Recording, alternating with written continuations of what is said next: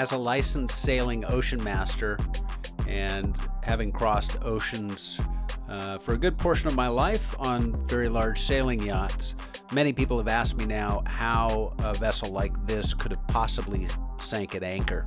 So it looks like, of course, we're making assumptions here, but a vessel of that size, she has an aluminum mast with a carbon fiber boom with a mast height of around 237 feet. So one of the largest masts, aluminum mast in the world. So a very unique design on these Perinis with a sunken foredeck entertainment area. So a massive recessed pool-like structure in the middle of the boat. There were reports, and we can only base it off of what we've heard so far, but there were reports that the mast had broken and then gave an instability to the ship and she leaned over. It's quite the opposite. If she lost her rig, she would have sat upright. There's a lot of initial force in a rig when she starts leaning over. So if there is no rig based with the keel, which we'll talk about in a second, she would have stood up more upright. In regards to the keel, if the board, so this boat had a swing keel that increased the draft significantly, minimum draft of 4.5 meters to a maximum draft of 9 meters. So quite extensive draft, and chances are, I would assume, that the board was up probably is a factor here. We will see once they go diving on the vessel. We'll get a better understanding if the keel was down all the way or if it was in the up position, and that would have a definite effect on, from what we understand, might have happened in an extreme, say, hurricane force gust, or as people are saying, a water spout. So these wind events definitely do happen. They happen all over the world where you get hurricane force winds. This was a water spout that went across the Auckland harbor. That's a 60-foot catamaran cartwheeling across the harbor, and next to it a 150-foot sailboat suffering a complete knockdown. So these events definitely do happen, and they are frightening.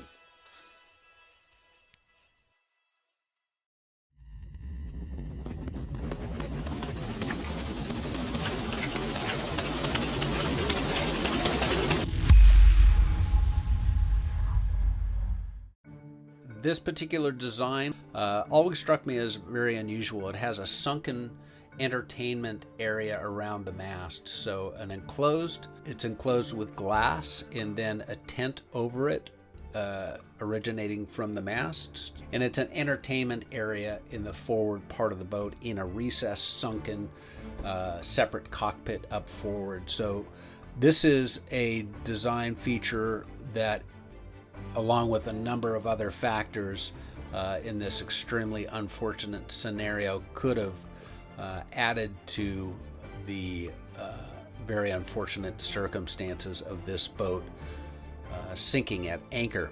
So if the board was up, which we would assume is the case, then on the leeward side, as the boat goes over, the mast hits the water ingresses from the leeward side, and if it could gain access either through the deck level walkways into that forward entertainment area, or directly over the deck to fill up that what is essentially a gigantic pool, it would have allowed tons and tons of water onto the leeward side of the boat. If one of the hatches down below was open, if the crew was trying to assess the situation as the wind was picking up, and one of the hatches were open, then water would have gained access down below. And we're not talking about spray or foam, we're talking about solid water going down below, and so tons of water can accumulate extremely quickly,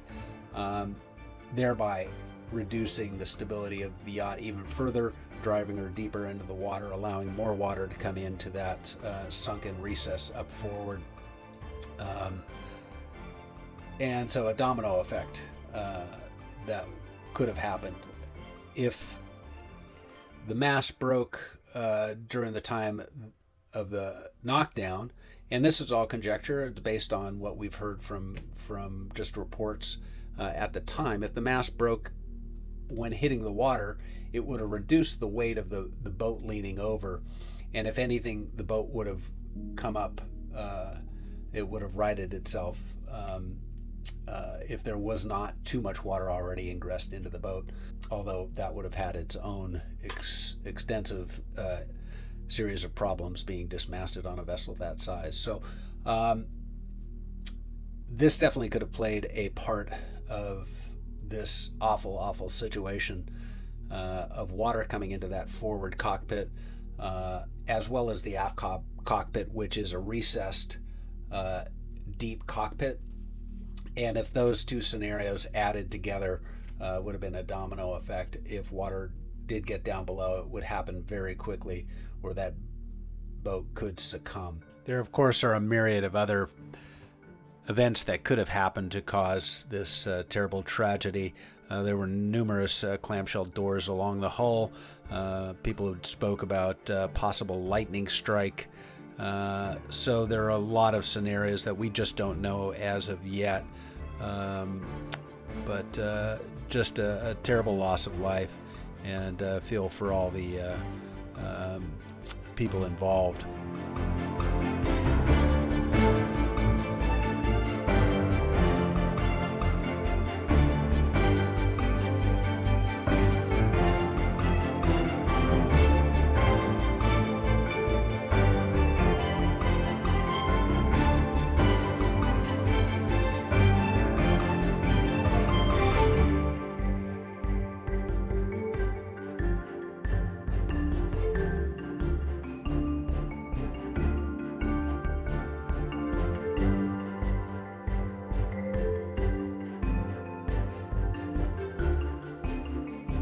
So we'll find out a lot more as the captain speaks to the surveyors and insurance and authorities about this series of events. So very sad situation all the way around. So yes, we'll be following this for more information as the events unfold. So already loss of life here, and we never ever want to see that in any situation, but hopefully it's something we can learn from. Thank you very much for watching, and please do subscribe.